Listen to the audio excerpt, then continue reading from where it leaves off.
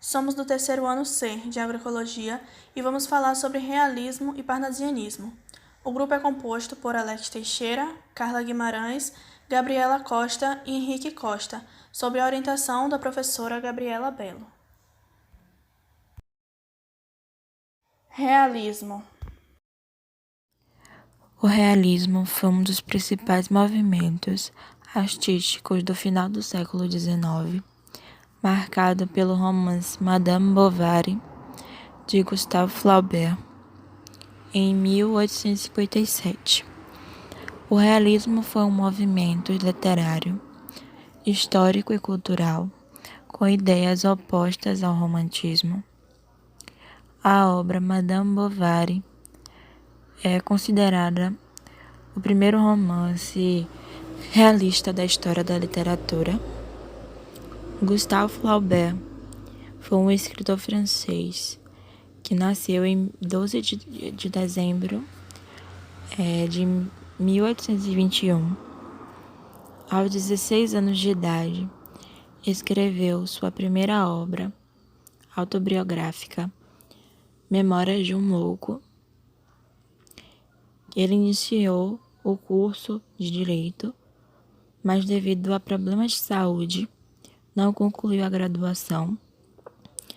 Passou então a dedicar-se exclusivamente à literatura. Seu grande sucesso, Madame Bovary, levou o escritor a ser processado por imoralidade. Com essa obra, Flaubert, que faleceu em 8 de maio de 1880, inaugurou o realismo francês, caracterizado por textos marcados por objetividade, antirromantismo, análise psicológica e crítica sociopolítica.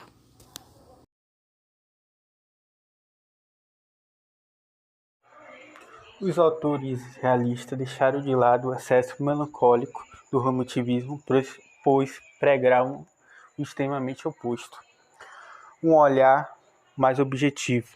Também queria se aproximar da ciência e exaltava o seu progresso. Na época, a ciência estava a todo vapor, com o surgimento de invenções como o telégrafo, a luz elétrica, o telefone, além da locomotiva. Também havia novidades nas ciências sociais e de alimentos, como a pasteurização de Louis Pasteur, a teoria evolucionista de Charles Darwin e a teoria positivista de Augusto, que pregavam que devemos olhar para os eventos sociais como se fosse uma ciência exata. Também, pela primeira vez, a literatura começava a influenciar a pintura.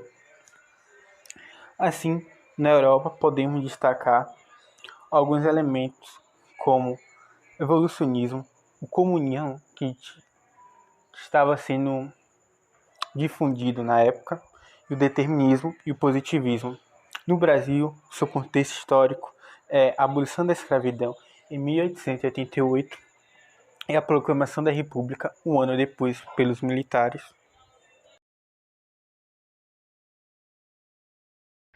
As principais características do realismo são a oposição aos ideais românticos. Por ser um movimento oposto ao romantismo, os autores realistas buscavam retratar a realidade como ela é, sem as características românticas.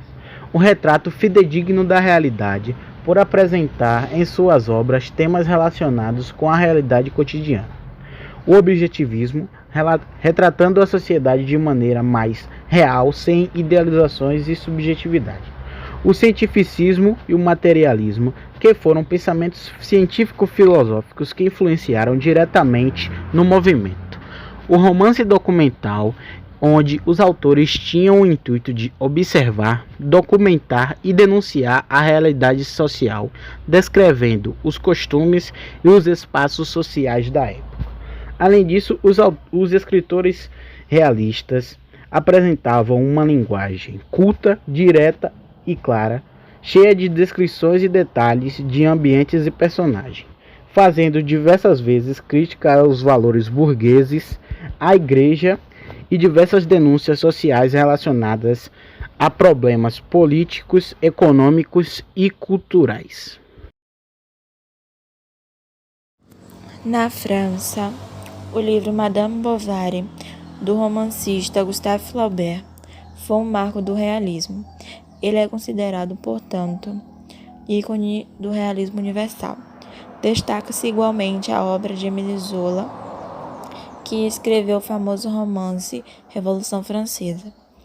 Merece também ser lembrado o poeta Charles Baudelaire, que publicou o livro As Flores do Mal, 1857. O realismo em Portugal desenvolve-se nos últimos anos da década de 60 do século XIX e tem como marco a questão Coimbra. O movimento reflete o pensamento da elite intelectual do país, insatisfeita com o clero e com a monarquia. É um período de agitação política, social e cultural que toma conta dos grandes centros educacionais, como em Coimbra. As escolas realistas em Portugal estendem-se até 1890, quando Eugênio de Castro publica a obra Oristos, um livro de poesia que seguia o modelo simbolista importado da França. Os dois maiores escritores do realismo lusitano foram Eça de Queiroz e Antero de Quintal. Quintal foi um grande poeta, tendo inclusive publicado Primaveras Românticas, 1872.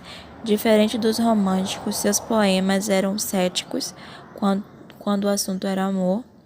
Já Eça de Queiroz pode ser considerado o autor do realismo que foi mais espetacular em Portugal. Sua visão bem realista da sociedade de Lisboa, por exemplo, está repleta de realismo e originalidade. Publicou O Crime do Padre Amaro, 1875, O Primo Basílio, 1878 e A Relíquia, 1887.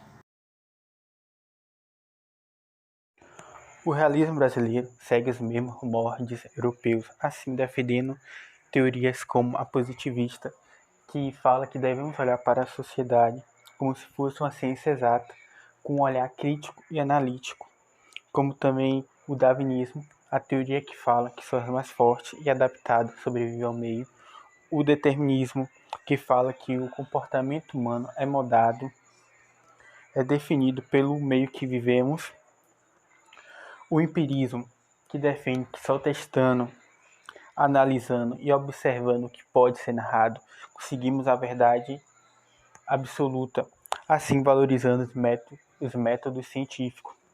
Como podemos ver, o realismo está focado na ciência, assim trazendo isso para suas obras, deixando de lado o subjetivismo do romantismo e trazendo o objetivismo da ciência.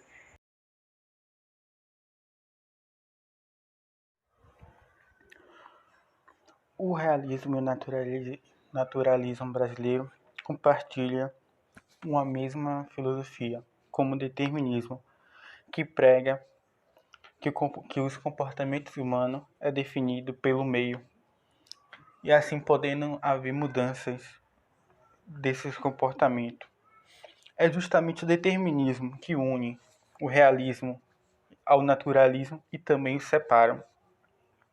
Essa característica é muito comum, entretanto, contorno diferente nas duas escolas literárias.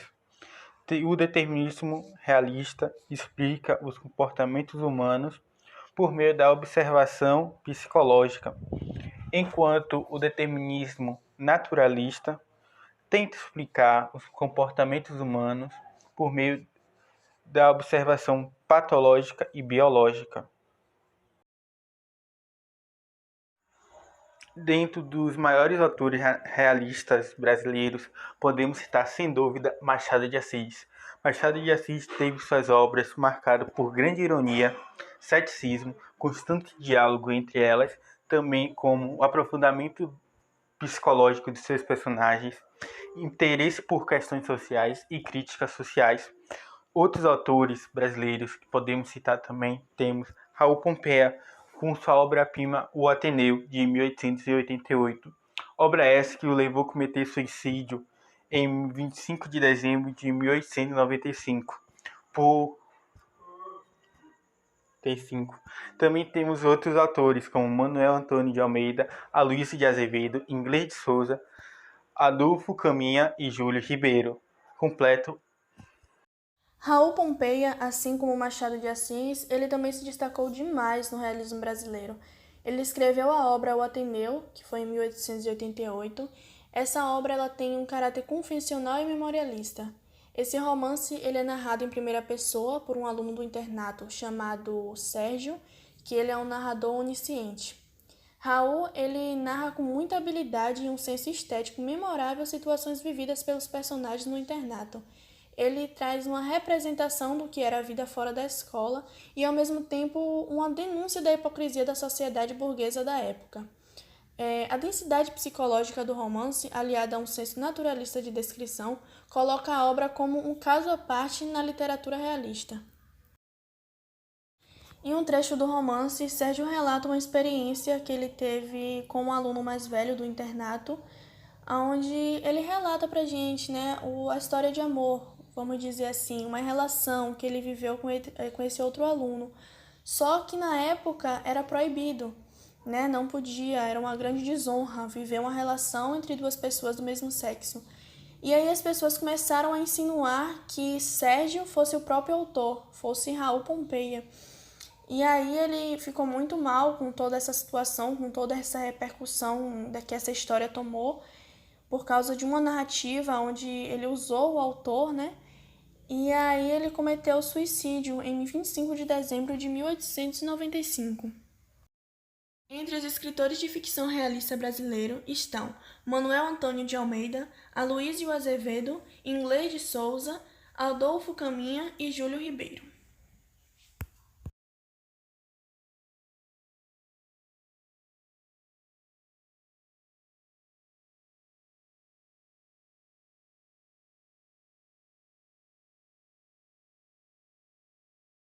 Ao leitor, que Stendhal confessasse haver escrito um de seus livros para 100 leitores, coisa que admira e consterna.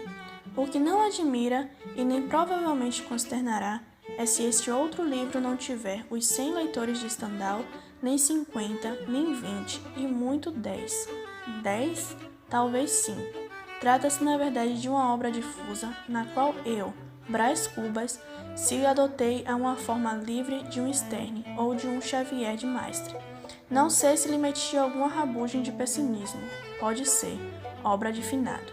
Escrevi com uma pena de galhofa e tinta de melancolia, e não difícil antene o que poderá sair desse conúbio. Lembrando que essa parte aí foi apenas um trecho que eu peguei do livro, Mas a obra em si, ela começa com a declaração da morte de Brás Cubas, onde o narrador e protagonista relata suas memórias depois de ter sido vítima de pneumonia. Ele pertence a uma família abastada do século XIX e Brás Cubas narra primeiramente a morte e enterro, onde aparecem somente 11 amigos. No início da obra, ele revela suas expectativas com o aplastros, um medicamento que contém grande potencial de cura, e ele fala também sobre a sua infância, que foi como um escravo, o Negrinho Prudêncio, como ele era chamado, e considerado um menino aristocrata, que pertencia à classe alta. Brás Cubas ele esboça uma relação que tinha com o garoto desde suas brincadeiras e caprichos.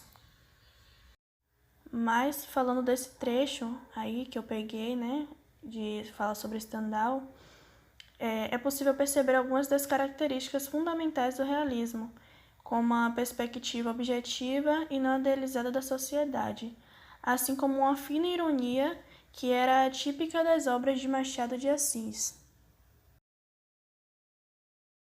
Em relação às artes visuais, as características do realismo são a objetividade, a politização, a rejeição de temas como mitologia e religiosidade, a representação da realidade como ela é, com temas do cotidiano e sem idealizações, a denúncia das desigualdades e da pobreza.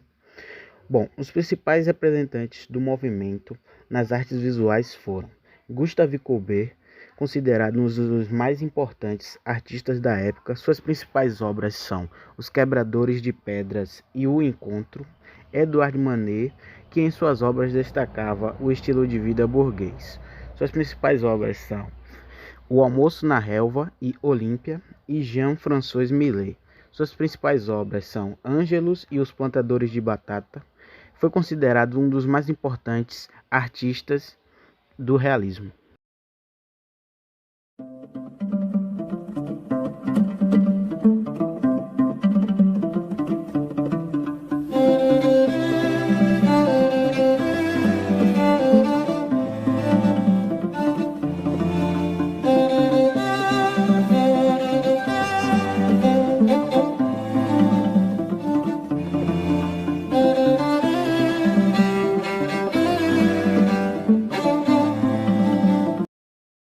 Parnasianismo.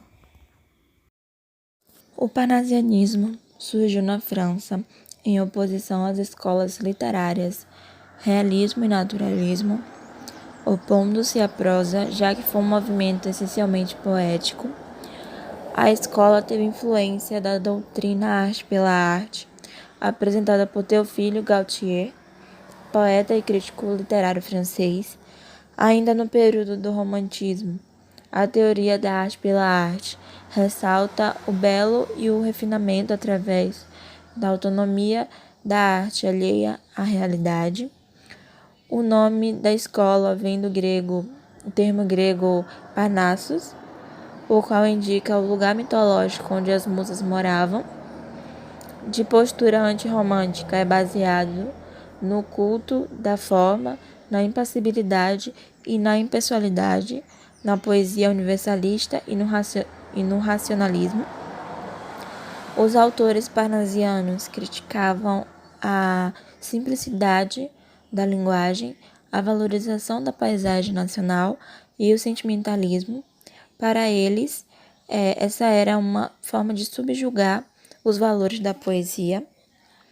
A proposta inovadora era de uma poesia de linguagem rebuscada, racional e perfeita, do ponto de vista formal. Acreditavam que, se estivessem apoiado no modelo clássico, poderiam contrapor os exageros e a fantasia típica do movimento literário romantismo. A denominação da escola literária se deve também à primeira publicação parnasiana, intitulada Le Parnasse Contemporain, a qual apresenta as seguintes características, que são linguagem descritiva, formas clássicas, indiferenças. Os fundamentos parnasianos retomaram a perfeição formal almejada pela antiguidade clássica. O fato do parnasianismo interpretar o mundo de uma maneira científica e positivista resultado do período no qual estava inserido. Na época, havia muitas versões sendo feitas a toda hora. Assim, avanços traziam não só melhorias na economia, como também na sociedade, e também transformava as mentes das pessoas. Isso porque houve uma intensa valorização da ciência, rompendo com o subjetivismo marca do romantismo. Assim, podemos resumir o contexto histórico do parnasianismo como um compromisso com a racionalidade e a aposta na ciência como forma definitiva de análise, rompendo assim com a maneira de ficcional e fantasia no qual o romantismo tratava as suas narrativas. As principais características do parnasianismo são a arte pela arte, buscando a perfeição sem se importar com o conteúdo, a forte oposição ao romantismo e seus ideais, assim como era no realismo, o uso da linguagem clássica, culta, rebuscada e refinada, seguindo um forte rigor estético e o culto à forma poética. A valorização da cultura clássica, pois em suas obras os autores descreviam de forma bem detalhada as cenas e os objetos. Além do uso da objetividade, os parnasianistas buscavam apresentar em suas obras a valorização da metrificação, a impessoalidade, poesias mais complexas e lógicas e a rejeição ao lirismo. Outra característica marcante foi a preferência por sonetos, que eram poemas formados por 2 quartetos e 2 tercetos. Além disso, o movimento sofreu influência direta de diversos pensamentos científico-filosóficos. Exemplos deles são o cientificismo e o positivismo. O parnasianismo em Portugal foi um movimento literário restrito, baseado no parnasianismo francês e no lema Arte pela Arte. O poeta João Penha, que nasceu em 1838 e morreu em 1909, é considerado o introdutor do movimento no país. O parnasianismo em Portugal ocorreu na mesma época do realismo e naturalismo, no final do século XIX, por influência francesa, retomando aspectos do período clássico.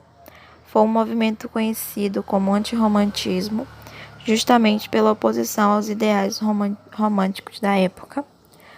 O parnasianismo em Portugal foi menos influente que no Brasil, e ainda assim, os parnasianos portugueses buscavam criticar a simplicidade e o sentimentalismo romântico, enfatizando que a poesia é uma produção bela, deve ser bem feita e com uma linguagem rebuscada. Alguns poemas de Antero de Quintal poderia se enquadrar na estética parnasiana. Entretanto, a grande parte da obra do autor, embora tenha sido mais representativo no Brasil, alguns autores se destacam no parnasianismo em Portugal. São eles Antônio Feijó, que nasceu em 1859 e morreu em 1917. Cesário Verde, que nasceu em 1855 e morreu em 1886. João Penha, que nasceu em 1838 e morreu em 1919.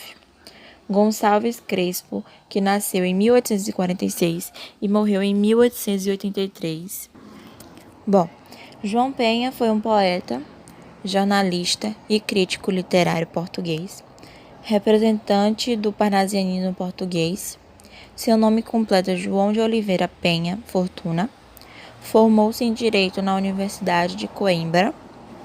Ele introduziu o parnasianismo no nosso país através da publicação da revista A Folha, em 1868 a 1873.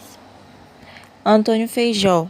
Ele foi um poeta e diplomata português, também se formou em Direito na Universidade de Coimbra. Gonçalves Crespo. Em poemas posteriores, ele continuará na mesma linha do livro de estreia, permanecendo assim como um escritor que apontou rumos e pronunciou a estética parnasiana.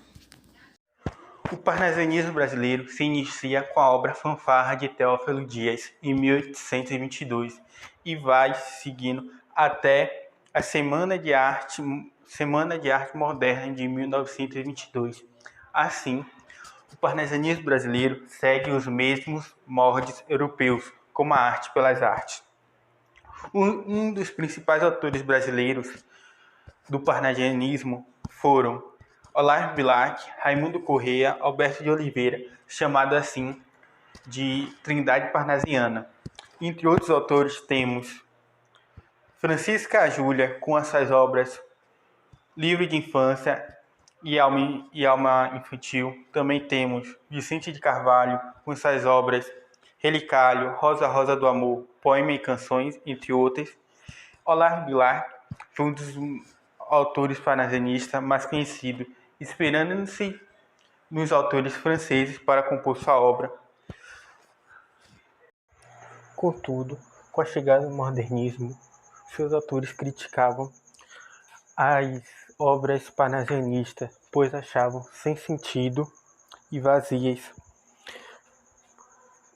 Assim, O espírito modernista, que foi criado em uma época onde havia desconfiança na ciência e na racionalidade como a única forma de explicar o mundo, traziam textos carregados de ironia e crítica social, bem longe da forma e perfeição que era tanto almejado pelos panarsionistas. Agora irei ler o poema 3 do Geolardo Bilart. Horas direis, ouvi estrelas, certo, perdeste o senso, e vos direi, no entanto, que para ouvi-las muitas vezes desperto, e abro as janelas, pálido de espanto, e conversamos toda a noite, enquanto a Via Láctea, como um palho aberto, cintila, e ao vir do sol, saudoso em prantos, ainda as procuro pelo céu deserto. Direis agora, tresloucado amigo, que conversas com elas. Que sentido tenho que dizer quando estão de castigo? E vos direis, amei para entendê-las, pois só quem ama pode ter ouvido, capaz de ouvir e de entender as estrelas. No poema, é possível notar que se trata de amor de uma maneira descritiva e narrativa. Portanto, não há aprofundamento dos seus sentimentos, apesar do evidente eurídico do poema. O rigor formal é evidenciado pelos suas rimas artificiais, como estrelas e velas, uma rima chamadas preciosas. Uma curiosidade sobre Machado de Assis é que a produção dele também teve destaque na poesia parnasiana, apesar de não ter sido esse o gênero que o consagrou. Como exemplo, eu vou ler um pedaço de uma poesia dele, onde o título é Flor da Mocidade.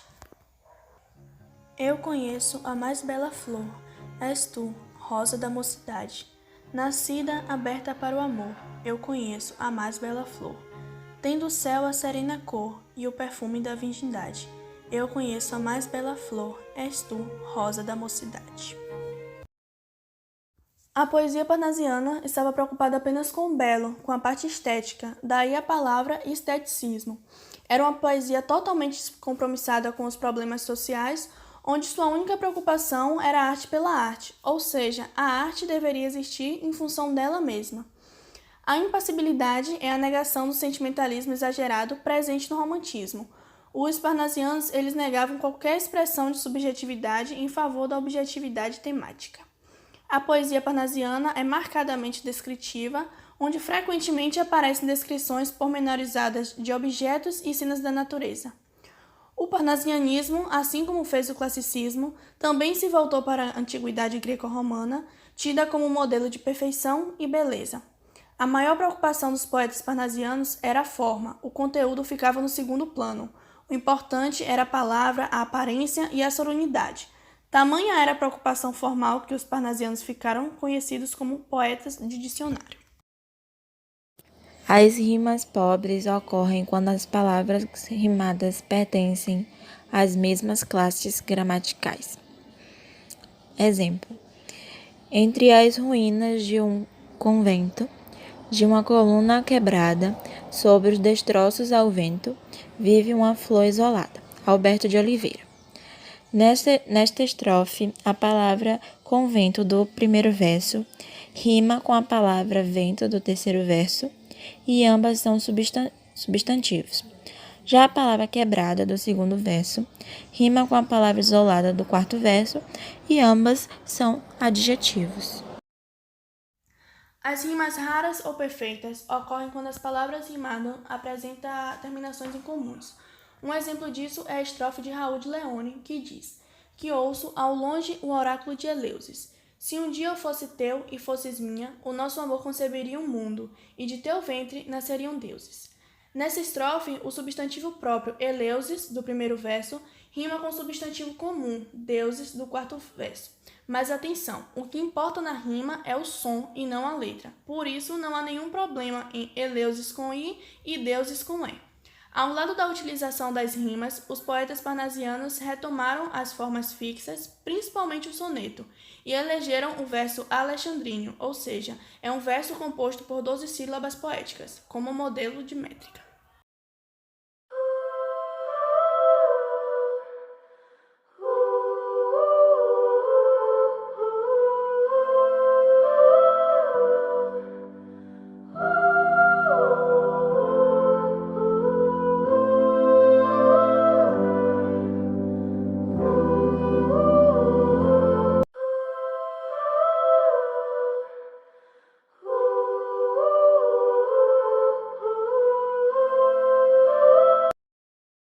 Então, essa foi a nossa apresentação sobre o realismo e o parnasianismo. Espero que todos tenham entendido, espero que tenha ajudado a todos. Buscamos a forma mais clara e objetiva possível para transmitir essas informações para vocês. E eu encerro nossa apresentação com o texto do próprio autor Machado de Assis, onde diz: "Você é aquilo que ninguém vê, uma coleção de histórias e histórias, memórias, dores, delícias, pecados, bondades, tragédias, sucessos, sentimentos e pensamentos. Se definir é se limitar. Você é um eterno parêntese em aberto, enquanto sua eternidade durar."